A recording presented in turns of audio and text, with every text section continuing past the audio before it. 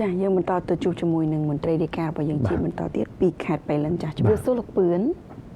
បាទសូមជម្រាបសួរនាងស្រីរតលោកកំហុងបាទជម្រាបសួរការងារនឹងទូទាំងជាតិអស់កំពុងតាមដានទស្សនការផ្សាយទូជាតិអស់ជាទីរបស់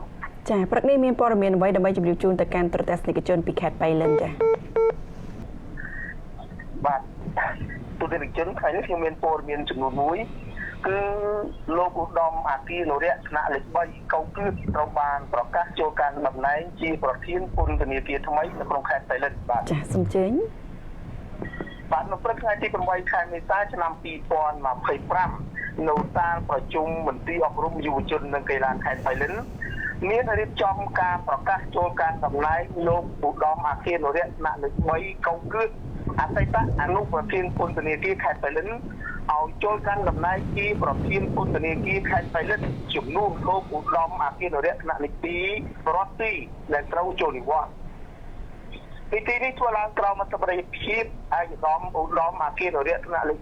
1ឈួនសាណាអគ្គនាយកនៃអគ្គនាយកដ្ឋានពន្ធនាគារ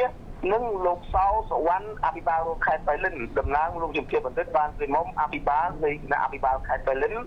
និងដោយមានលោកមេវិជាការរងកងកម្លាំងប្រដាប់អាវុធទាំង3ប្រភេទលោកប្រធានអនុប្រធានមន្ត្រីជំនាញជុំវិញខេត្តនិងមន្ត្រីពន្ធនាគារខេត្តបៃលិនបានអញ្ជើញចូលរួមបន្ទាប់ពីការបដិញ្ញាចិត្តរបស់លោកឧត្តមអាគីនរៈថ្នាក់លេខ3កោគឺ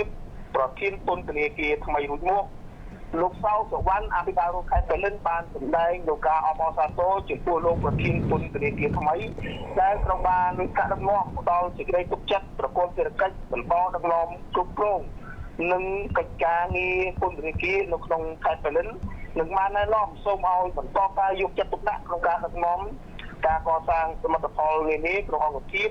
និងប្រសិទ្ធភាពការងារឲ្យបានកាន់តែខ្លាំងក្លារីកចម្រើនថែមទៀតលោកអភិបាលរងខេត្តក៏បានកោតសរសើរនិងថ្លែងអំណរគុណចំពោះអតីត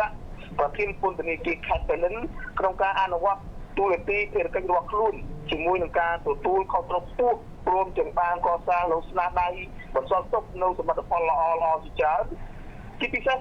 បានសហការនិងមានទំនាក់ទំនងយ៉ាងអបអរសាជាមួយរដ្ឋបាលខេត្តអាជ្ញាធរដែនដីគ្រប់រំដាប់ថ្នាក់សមត្ថកិច្ចនិងកងកម្លាំងប្រដាប់អាវុធគ្រប់ប្រភេទអាយកម្មអគ្គនាយកថ្នាក់លេខ1ឈួនចាណាតអគ្គនាយកនៃអគ្គនាយកដ្ឋានពន្ធនាគារបានជំរុញប្រធានពន្ធនាគារថ្មីថ្នាក់ដឹកនាំនិងមន្ត្រីពន្ធនាគារទាំងអស់ត្រូវបន្តយកចិត្តទុកដាក់អនុវត្តការងារឲ្យកាន់តែមានប្រសិទ្ធភាពក្នុងការអប់រំកក់ធ្វើណែនាំកែប្រែនិងផ្ដល់វិជ្ជាជីវៈដល់ជំនិតក្នុងពន្ធនាគារឲ្យខ្លាយទៅជាមនុស្សល្អដើម្បីឲ្យពួកគេធ្វើសមាហរណកម្មខ្លួននៅក្នុងគ្រួសារនិងសង្គមឡើងវិញអាយដាមក៏បានស្នើដល់ប្រធានពន្ធនាគារថ្មីត្រូវបង្កើនស្មារតីយកចិត្តទុកដាក់ការទទួលខុសត្រូវខ្ពស់ក្នុងការបំពេញភារកិច្ចរបស់ខ្លួននិងត្រូវខិតខំបង្កើនសមត្ថភាពគ្រប់គ្រងឲ្យបានចប់ជាប្រចាំត្រូវពង្រឹងនៅការងារយាមកាពន្ធនាគារ24ម៉ោងឬ24ម៉ោងត្រូវយកចិត្តទុកដាក់លើការងារសន្តិសុខទាំងក្នុងនិងក្រៅបរិវេណពន្ធនាគារត្រូវចាត់វិធានការតឹងរ៉ឹងចំពោះចំណុចខុសចន្លោះក៏ដូចជាការចែកជេរអូសសម្ភារៈហាមឃាត់ដែលព្យាយាមនាំចូលក្នុងពន្ធនាគារបាទនេះជាព័ត៌មានពីខេត្តបៃលិនដែលបានចូលបញ្ចប់តែប៉ុណ្ណេះបាទចាអរគុណលោកពឿនចំពោះសេចក្តីរាយការណ៍ព្រឹកនេះពីខេត្តបៃលិនជម្រាបលាជួបគ្នានាឱកាសក្រោយទៀតបាទសូមអរគុណសូមជម្រាបលាបាទចា